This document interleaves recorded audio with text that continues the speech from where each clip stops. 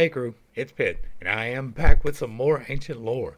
Today we are going to be diving back into Thrice Greatest Hermes, Volume 2 by G.R.S. Mead.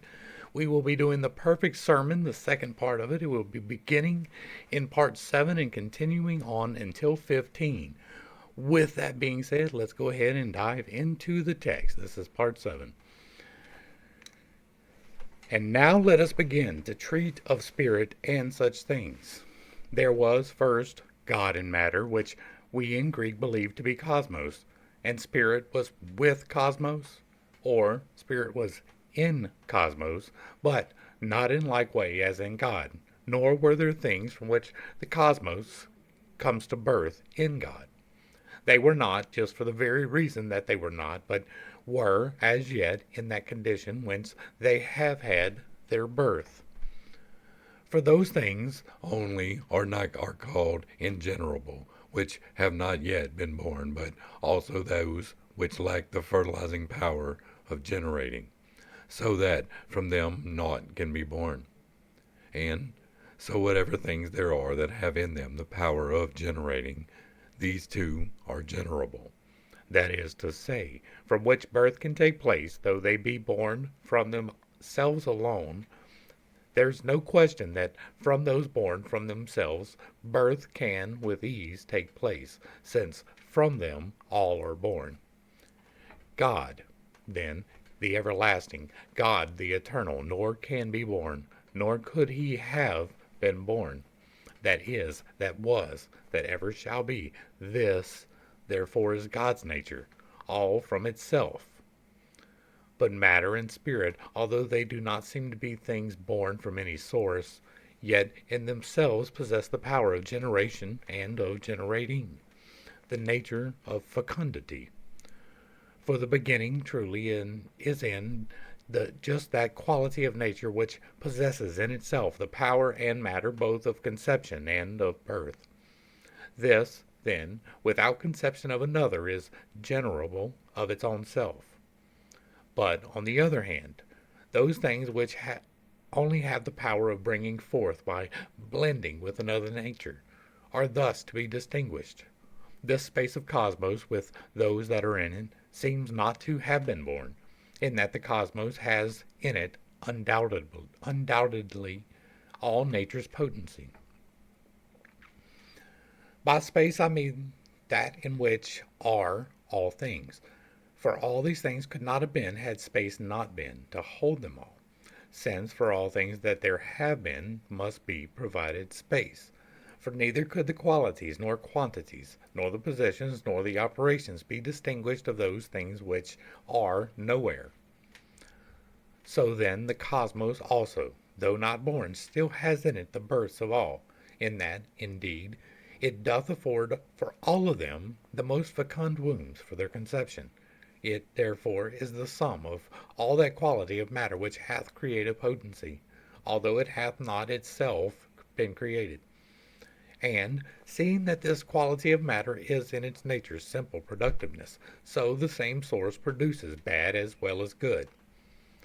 I have not, therefore, O Asclepius and Ammon, said what many say, that God could not exorcise and banish evil from the scheme of things, to whom no answer need at all be given.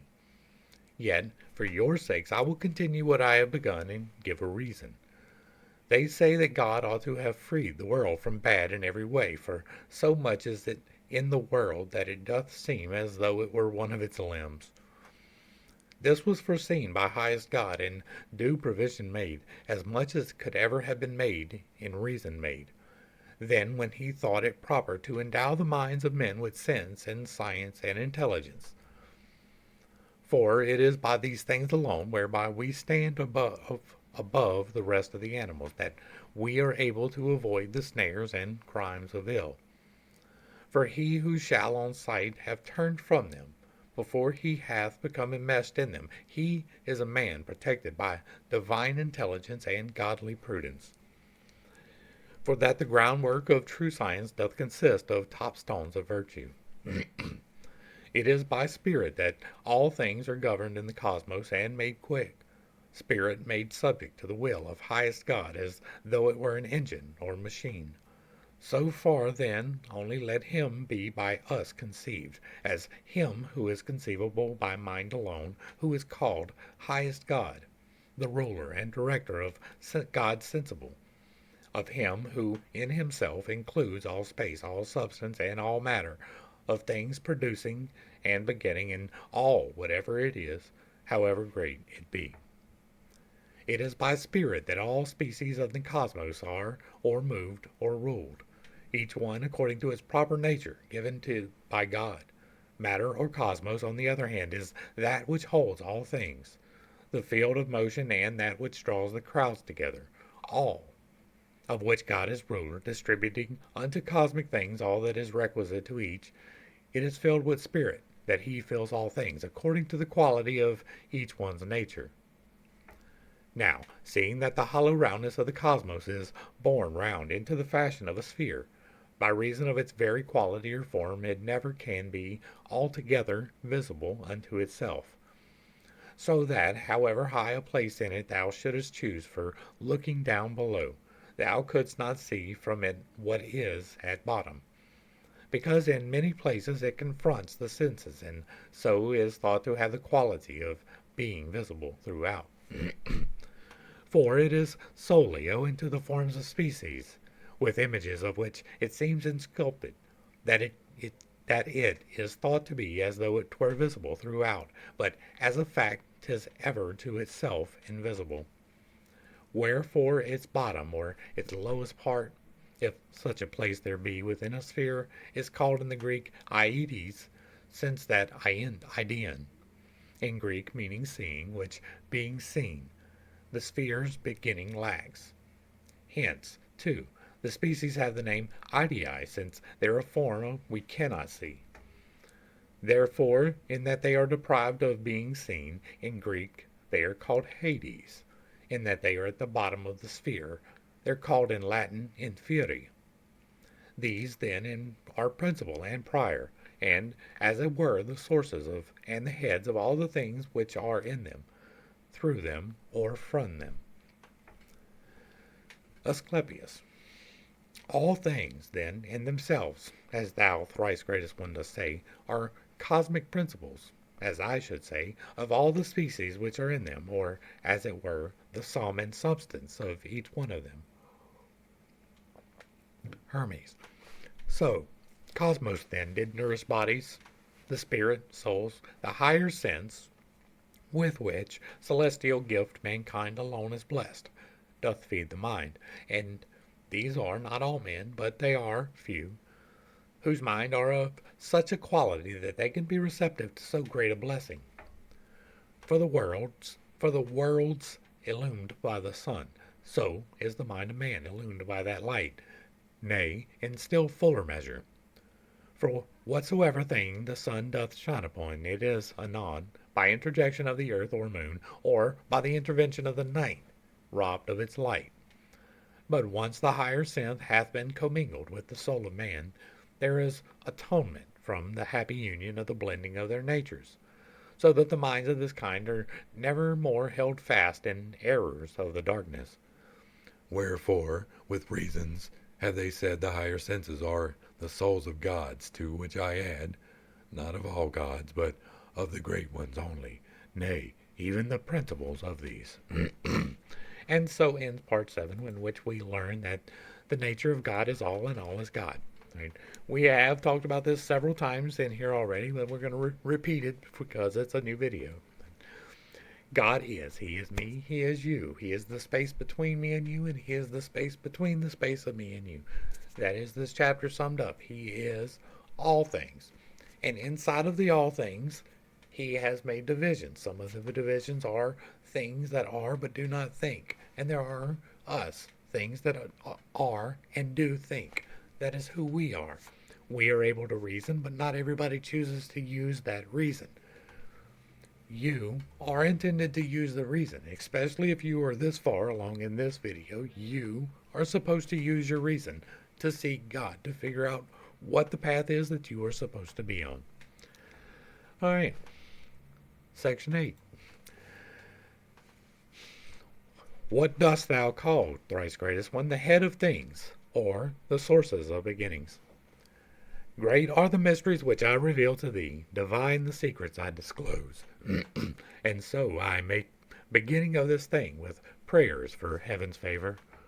The hierarchies of God are numerous, and of them all of one class is called the noumenal, and the other the sensible. The former are called noumenal, but not for the reason that they're thought to lie beyond our senses, for these are just the gods we sense more truly than the ones we call divisible. Just as our argument will prove, and thou, if thou attend, wilt be made fit to see.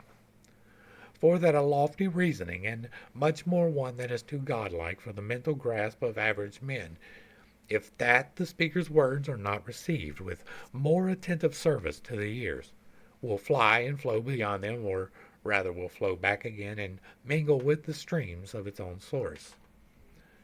There are, then, certain gods who are the principles of all the species. Next come those whose essence is their principle.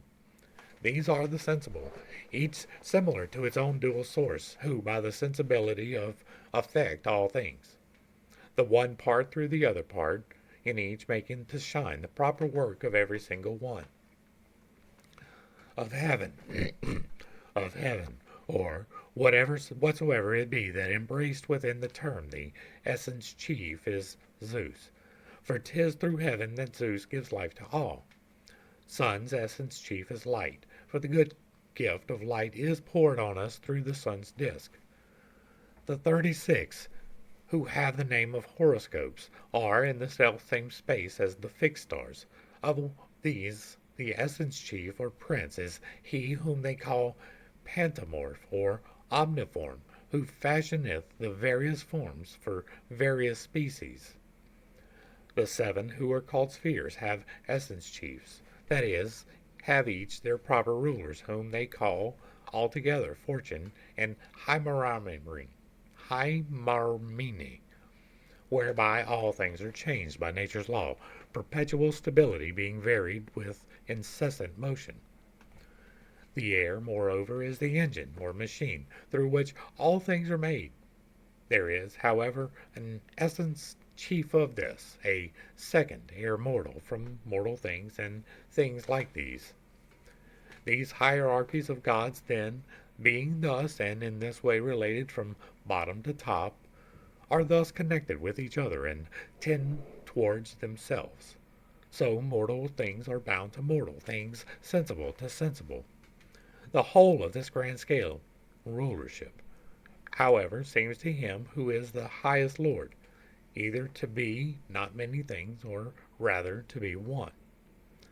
For that from one all things depending and flowing down from it, when they are seen as separate, they're thought to be as many as they can possibly be.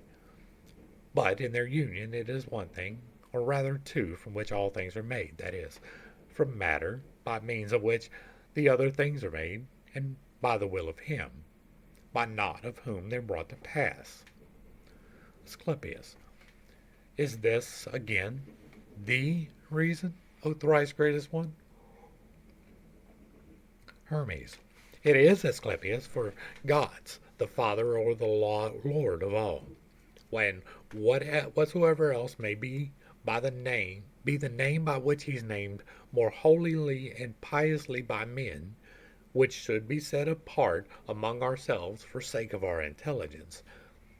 For if we contemplate this so transcendent God, we shall not make him definite by any of these names. For if a spoken word is this, a sound proceeding from the air when struck by the breath, denoting the whole will, perchance, of man, or else the higher sense which by good chance a man perceiveth by means of mind, when out of his senses, a name, the stuff of which made of a syllable or two has been limited and pondered, that it might serve in man as necessary link between the voice and ear. Thus, the name of God in full consists of sense and spirit and of air and of all things in them, or through or with them. Indeed, I have no hope that the Creator of the whole of greatness, the Father and the Lord of all things that are, could ever even have one name. even although it should be made up of a multitude. He who cannot be named, or rather he who can be called by every name. For he, indeed, is one and all, so that it needs must be that all things should be called by the same name as his, or he himself called by the names of all. He, then, alone, yet all complete in the fertility of either sex, ever with child of his own will doth bring ever forth whatever he hath will to procreate. His will is the all goodness, which also is the goodness of all things, born from the nature of his own divinity, in order that all things may be just as they all have been, and henceforth the nature of being born from their own selves may be sufficient to all things that will be born.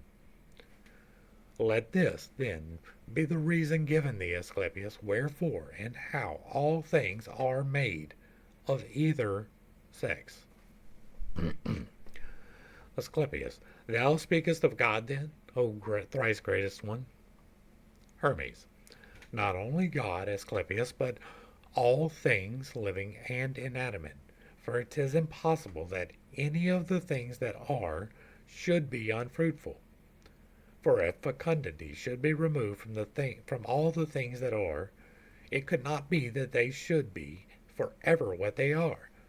I mean that nature, sense, and cosmos have in themselves the power of being born, and of preserving all things that are born. For either sex is full of procreation, and of each one there is a union, or what's more true, a unity incomprehensible, which you may rightly call Eros, or Aphrodite, or both.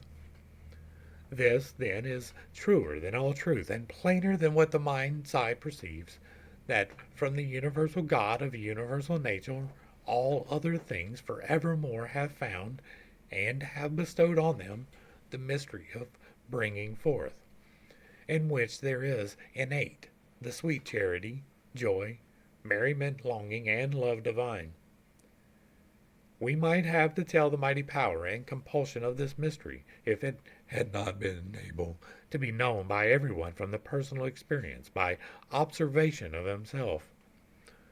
For if thou shouldst regard that supreme point of time when the one nature doth pour forth the young into the other one, and when the other greedily absorbs from the first, and hides it ever deeper in itself, then, at that time, out of their common congress, females attain the nature of the males, males weary grow with female listlessness, and so the consummation of this mystery, so sweet and requisite, is wrought in secret, lest, owing to the vulgar jest of ignorance, and the deity of either sex should be compelled to blush at natural congress, and much more still if it should be subjected to the sight of impious folk. The pious are not numerous, however, nay, they are very few, so that they may be counted even in the world. Whence it doth come about that in the many bad inheres the through defect of the gnosis and discernment of the things that are. For that it is from the intelligence of godlike reason, by which all things are ordered, there come to birth contempt and remedy of vice throughout the world. But when unknowingness and ignorance persist, all vicious things wax strong, and plague the soul with wounds incurable, so that, infected with them and unvitiated, it swells up as though it were with poisons, except for those who know the discipline of souls and highest cure of intellect. So then, although it may do good to few alone, 'tis proper to develop and explain this thesis. Wherefore divinity hath deigned to share his science and intelligence with men alone. Give ear accordingly. When God, our sire and Lord, made man after the gods out of an equal mixture of a less pure cosmic part and a divine, it naturally came to pass the imperfections of the cosmic part remained commingled with our frames, and other ones as well, by reason of the food and substance we have out of necessity in common with all lives, by reason of which things it needs must be that the desires and passions and other vices of the mind should occupy the souls of humankind. As for the gods, inasmuch as they had been made of nature's fairest part, and have no need of the supports of reason and of discipline, although indeed their deathlessness, the very strength of being every one of a single age, stands in this case for prudence and for science, still, for the sake of reason's unity, instead of science and of intellect, so that the gods should not be strange to these, he, by his everlasting law, decreed for them an order, circumscribed by the necessity of law.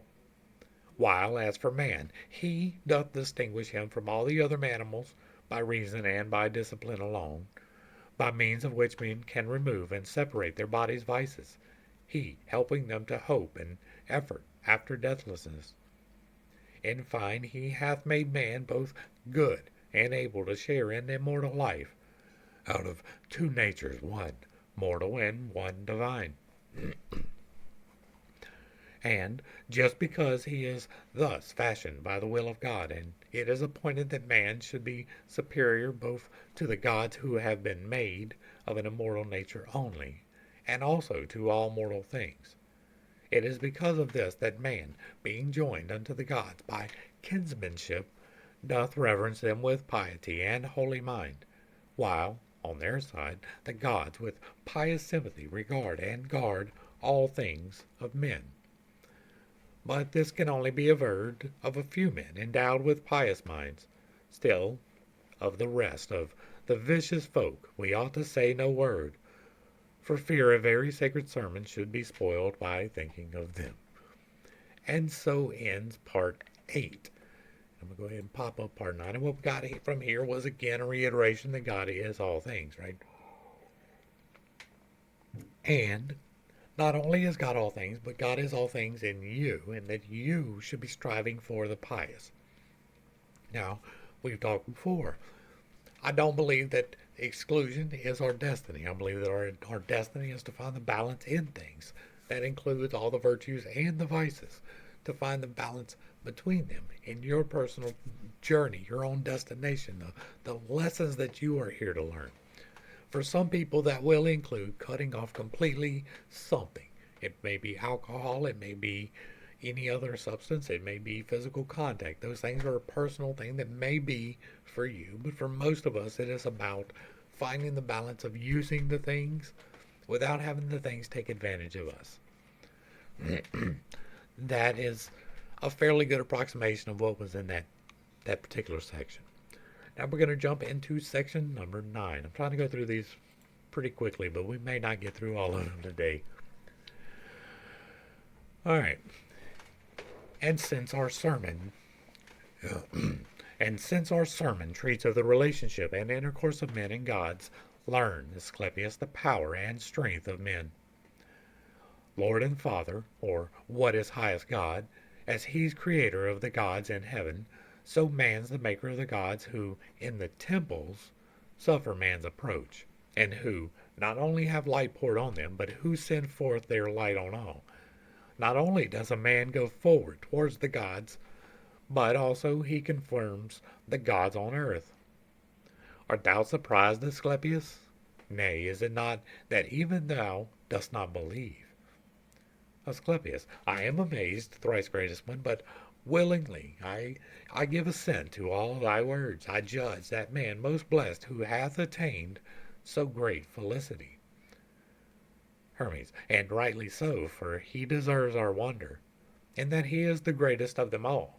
As for the genus of the gods of heaven, 'tis plain from the commixture of them all that it has been made pregnant from the fairest part of nature, that the only signs by which they are discerned are, as it were, before all else, their heads, whereas the species of the gods which humankind constructs is fashioned out of either nature, out of that nature which is more ancient and far more divine, and out of that which is in men, that is, out of the stuff which they have been made whole and configured, not only in their heads alone, but also in each limb and in their whole frame. And so, mankind, in imagining divinity, stays mindful of the nature and of the source of his own self.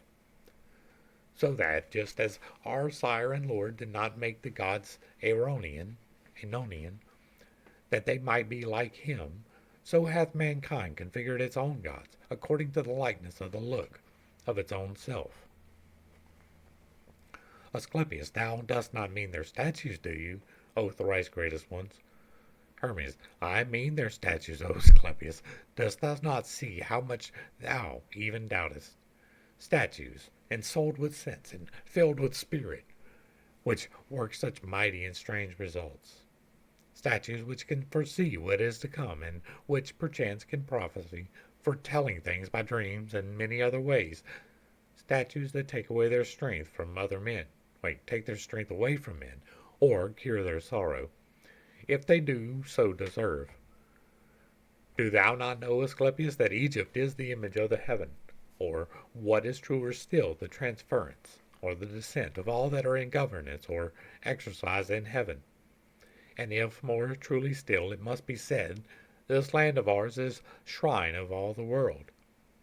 Further, in that 'tis fitting that the prudent should know all before, it is not right ye should be ignorant of this.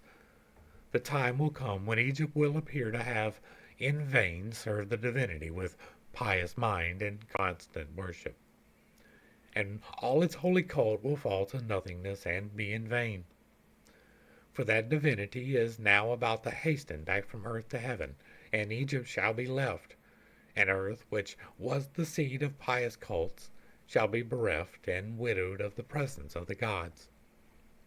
And foreigners shall fill this region and this land, and there shall be not only the neglect of pious cults, but, what is still more painful, as though enacted by the laws, a penalty shall be decreed against the practice of our pious cults and worship of the gods, entire proscription of them.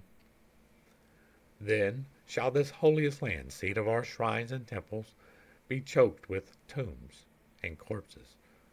O Egypt, Egypt, of thy pious cults, tales will only will remain, as far beyond belief for thy own sons as for the rest of men.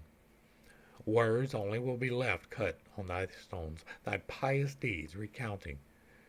And Egypt will be made the home of Scyth, or Indian, or someone like them, that is a foreign neighbor.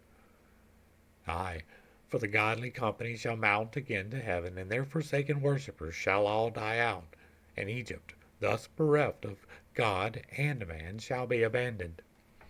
And now I speak to thee, O river, holiest stream, I tell thee what will be. With bloody torrents shalt thou overflow thy banks. Not only shall thy streams divine be stained with blood, but they shall all overflow with the same. The tale of tombs shall far exceed the number of the quick, and the surviving remnants shall be Egyptians, in their tongue alone, but in their actions foreigners. Why dost thou weep, Asclepius? Nay, more than this, by far more wretched.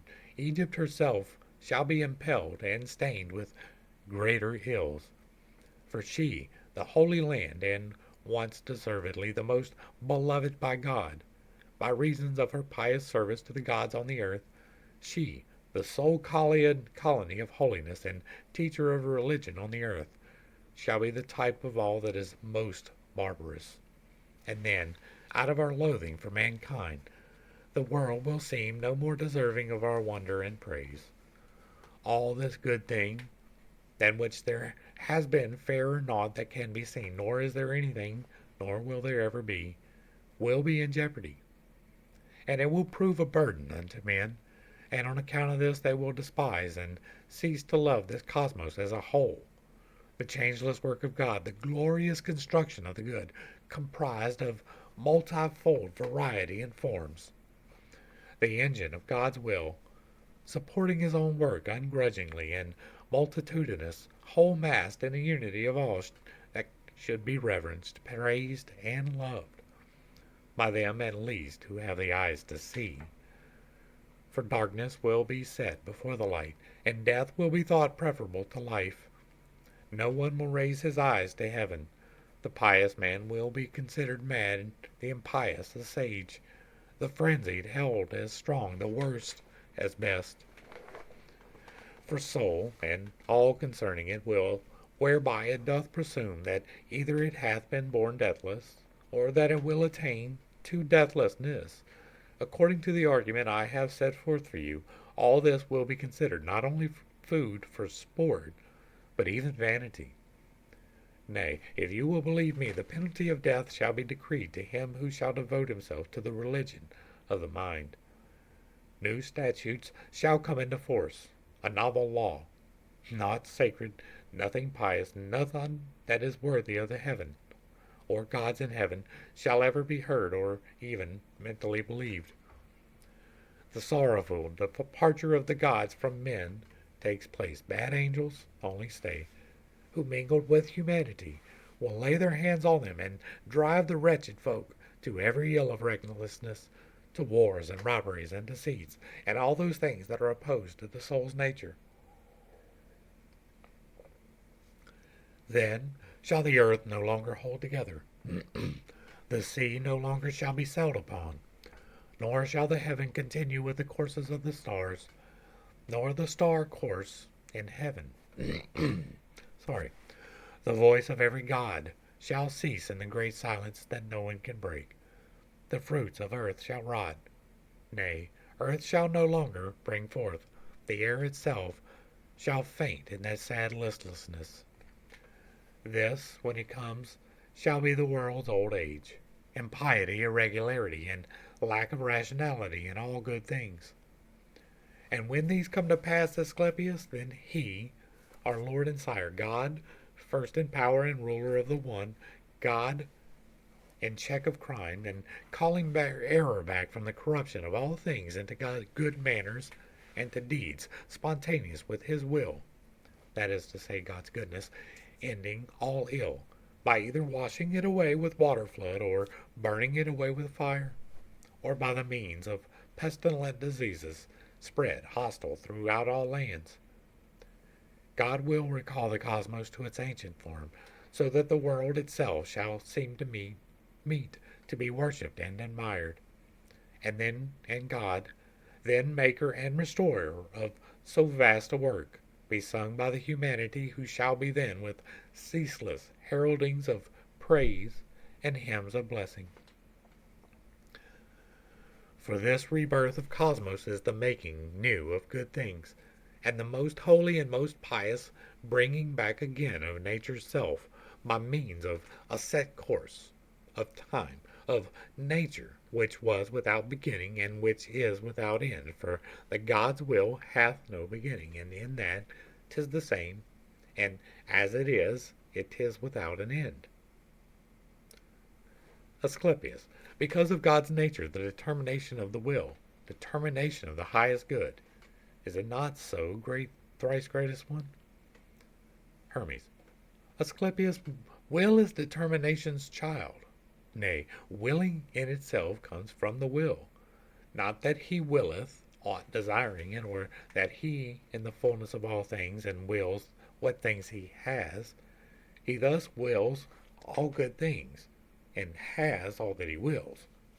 Nay, rather, he doth think and will all good.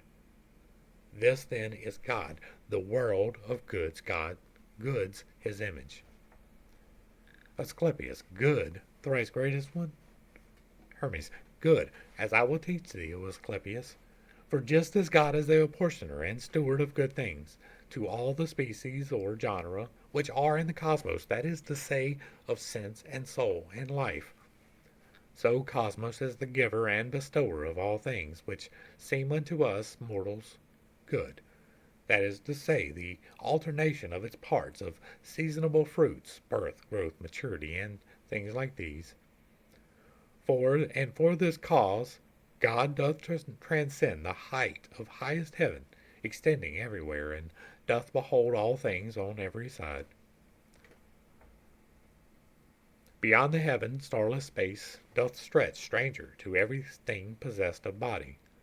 The dispensator who is between the heaven and earth is ruler of the space which we call Zeus, above, and earth and sea is ruled by Zeus below. He is the nourisher of mortal lives and of fruit-bearing trees. It is by reason of the powers of all these that fruits and trees and earth grow green. The powers and energies of all the other gods will be distributed through all the things that are. Yea, they who rule the earth shall be distributed through all the lands, and finally be gathered in a state at top of Egypt's upper part, which shall be founded towards the setting sun, and to which all the mortal race shall speed. But now, just as at this moment, where are they, thrice greatest one? They're gathered in a very large community upon the Libyan hill. Now concerning this, and now enough concerning this hath been declared. And this one is a very interesting one. I was not expecting to find this in the middle. Let me find my transition button there. This was what, 7, 8, 9. We just finished up 9, and what was in here? Well, if you have been following along at all through the Bible study or through the infinite integrations or through any of that, y'all know that there is a cyclic destructive cycle, right? It is a repeating pattern that happens. It happens on a timetable of 6,000 years. There were two things that happen, right? At 6,000 year mark, you get a one type of event, and then at 12,000 years, you get the second type of event, and then 6,000 years later, you get the first type of event again. They are hot and then wet, right? One is fire, one is water. One is fire, one is water. It happens every 6,000 years, give or take a couple hundred. And what happens is we got a flood, right? That is recorded. That is right after this. This one is telling you in here what is going to happen again. Now, we went through Ezekiel and Isaiah and Daniel and all the books there, and we've gone through other parts of prophecy. There, this section right here that we just read is talking about the same thing. It's talking about that we are going to lose sight of the things in the sky, that the planets and the stars are going to disappear. That is part of what is in here. That there will be silence in the heavens, that there will be a reorientation of the planet right here at the very end, right? The top of Egypt's upper part, which will be founded towards the setting sun. Well, that means that there's going to be a rotation, right? Because the top part is not towards the setting sun, that's at the north. So the top part to be towards the setting sun means that there has to be a 90-degree rotation. That is a very interesting piece of information. That might be a counter rotation to what I've been expecting and what Suspicious Observers is expecting. And so that is something that we need to take into consideration. This is an extremely old document. It is being told to you in here that this is from the ancient Egyptian religions. That is well past the 2,500 year mark that we were putting in. That doesn't mean that the entirety of this comes from the same source, or that this particular section is even part of the greater, right? But this part is telling you about a cycle. It is telling you in no uncertain terms that these things, like the plants are not going to be growing. There's so much in here. We've gone through them before. It's in the 12,000 year disaster cycle video. You should definitely check it out. All right, I think we have time for one more, and then we're going to have to save the rest for later. I thought we would be getting through these faster than this, but all right, so this is going to be 7, 8, 9, 10. This is part 10. Let's go. But now the question as to deathlessness, or as the death, must be discussed. The expectation and the fear of death torture the multitude, who do not know true reason.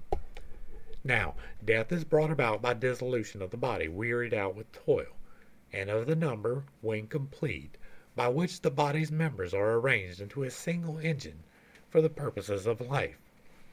The body dies when it no longer can support the life powers of a man. This, then, is death, the body's dissolution, and the disappearance of the corporeal sense. And to this death, anxiety is needless. But there's another death which no man can escape, but which the ignorance and unbelief of man think little of. Asclepius, what is it, O thrice greatest one, that men know nothing of or disbelieve that it can be?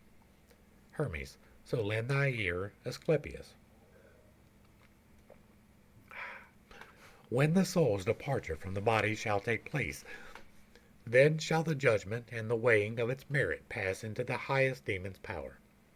And when he sees it pious is and just, he suffers it to rest in spots appropriate to it. But if he finds it soiled with stains of evil deeds and fouled with vice, he drives it from above into the depths, and hands it over to warring hurricanes and vortices of air, of fire and water. Twixt heaven and earth, upon the waves of cosmos, it is dragged in contrary directions, for ever racked with ceaseless pains, so that in its deathless nature doth afflict the soul, and that because of its unceasing sense it hath the yoke of ceaseless tortures set upon its neck. Know then that we should dread and be afraid and ever on our guard, lest we should be entangled in these toils. For those who do not now believe will after their misdeeds be driven to believe, by facts, not words, by actual sufferings of punishment, and not by threats. Asclepius, the faults of men are not then punished, O thrice greatest one, by law of man alone? Hermes, in the first place, Asclepius, all things on earth must die. Further, those things which live by reason of a body, and which do cease from living by reason of the same, all these, according to the merits of this life or its demerits, find due rewards or punishments. And, as punishments, they are all the more severe if their life, their misdeeds, chance to have been hidden till their deaths. For then they will be made full conscious of all things by the divinity, just as they are, according to the shades of a punishment allotted to their crimes. Asclepius, and these deserve still greater punishments, thrice greatest one? Hermes, assuredly.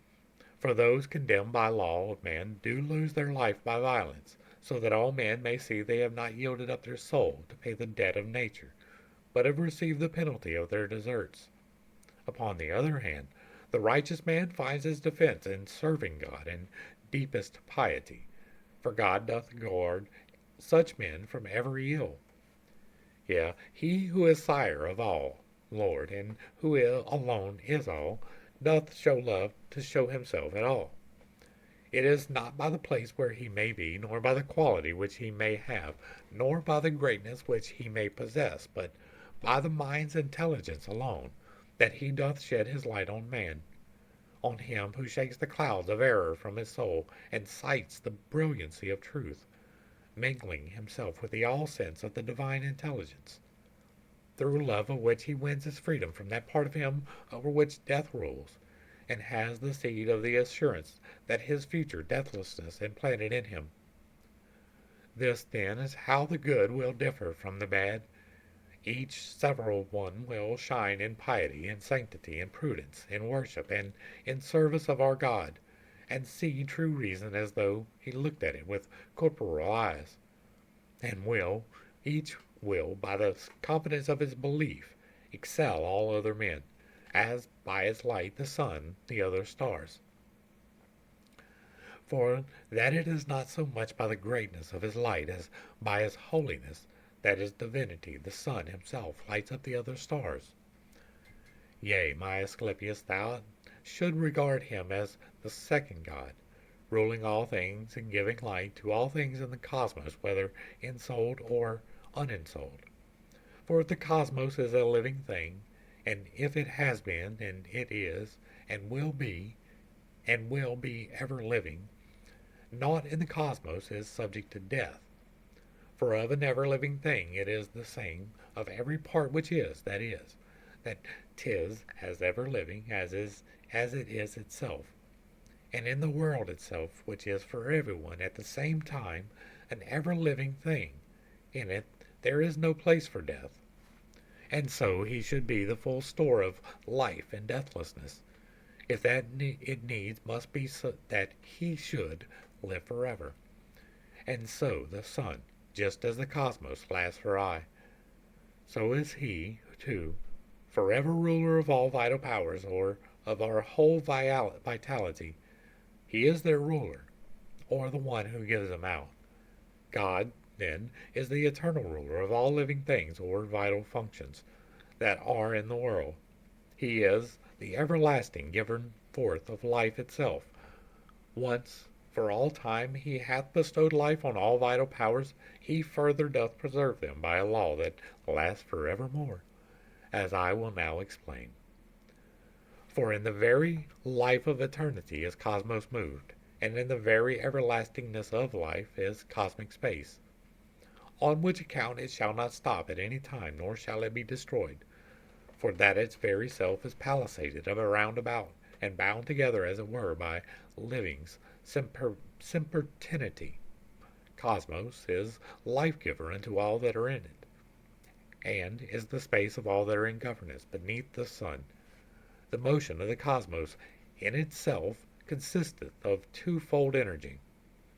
'Tis vivified itself from the without by the eternity, and vivifies all things that are within, making all different by numbers and by times, fixed and appointed for them.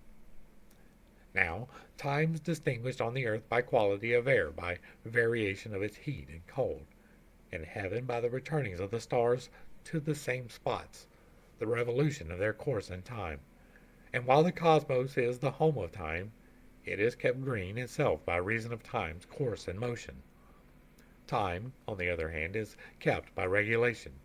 Order and time effect renewal of all things which are in cosmos by means of alternation. And so we're going to wrap up number 10. And this was interesting because it was talking about the eternal nature of all things. And some of this, okay, and some of it, no. There is a certain validity to the fact that your belief system is the part that you're going to see when you pass, right? So if you believe in A, then when you pass, you will get end result A. But if you believe in B, when you pass, you will get end result B. There is a certain validity to that. The soul is your individual experience given to you by divinity so that you can experience the mortal things. I don't believe that there is, for anyone, an eternal torture in the nature described here. I don't believe that you, in a corporeal form, even in a spirit corporeal form, are going to be cast into a lake of fire either. I believe that hell is separation from the oneness, and heaven is the return thereof. And then when we return, we get the answers that is described in here, that you get the knowing, right? You understand the things. It's like, oh, well, that's what that was for. Man, I really messed up on that one. I missed that lesson altogether. Or, okay, I get that. I understand that. And yeah, I got that lesson. That's what happens. And it's instantaneous. And it's for all the lessons that you've ever had. That instantaneous knowing is where you're going to make your decision, whether you're good, right?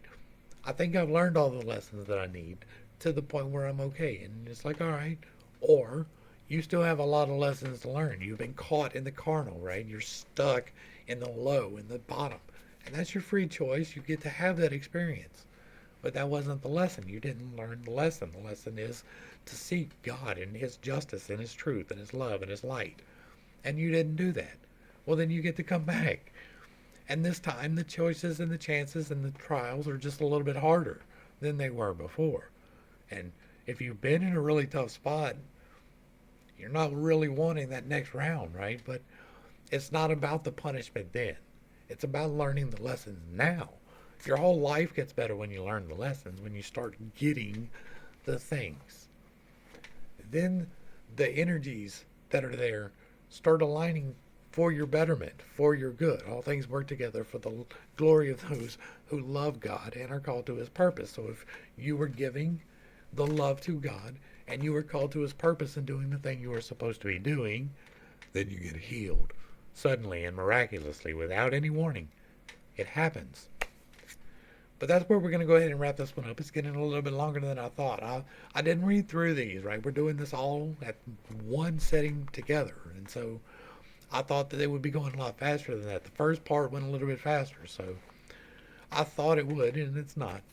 Hopefully I brought a little bit of enlightenment and not too much confusion to a somewhat difficult topic. There are things in here that I agree with. There are things in here that I don't. And I explain those a whole lot better in other playlists. There are other volumes coming up where we'll be deeper diving into these things. I don't really expect a whole lot of people to make it through thrice greatest Hermes, right? When we get to the Kabylion, people will be watching. When we're doing the Necromonicon, people will be watching. But for this, it is just those who really seek knowledge. So more of the deeper knowledge is contained in this series. Uh, if you like what I'm doing here, let me know. Hit me with a comment down below. Give me a like, share, and a sub. Let me know you appreciate it. If you really appreciate it, hit me with the super thanks, and that will be greatly appreciated. To the crew, thanks for hanging out.